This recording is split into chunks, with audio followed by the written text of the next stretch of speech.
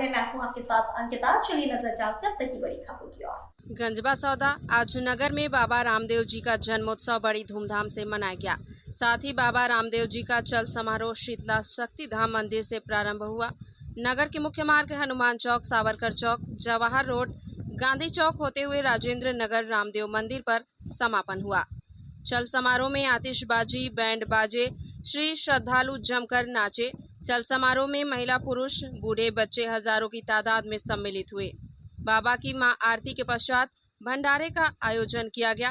मंदिर के संस्थापक पंडित हरिनारायण पाठक ने बताया, बाबा का जन्मोत्सव प्रतिवर्ष अनुसार इस वर्ष भी बड़ी धूमधाम से मनाया गया, जिसमें जिले सहित मध्य प्रदेश के शहर में ग्रामीण क्षेत्र के लोग सम्मिलित हुए।